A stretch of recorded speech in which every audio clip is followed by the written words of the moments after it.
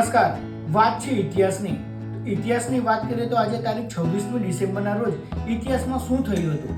આજના દિવસે શીખ ધર્મના છેલ્લા અને 10મા ગુરુ ગોવિંદસિંહના પુત્રોના બલિદાનને શ્રદ્ધાંજલિ આપવા માટે 26મી ડિસેમ્બર 2022 થી ભારતમાં વીર બાળ દિવસની ઉજવણી કરવામાં આવે છે અને આ અંગે ઘણા કાર્યક્રમો પણ યોજાય છે. ઉપરાંત આજે ગુજરાતી સાહિત્યકાર તારક મહેતાનો પણ જન્મદિવસ છે. તારક મહેતા જે સિરિયલ આવે છે તે તમે જોઈ છે, એ આખી જે તારક મહેતાએ જે આખું પુસ્તક લખ્યું હતું તેના પરથી આ સિરિયલ બની છે અને ઘણી લોકપ્રિય થઈ છે.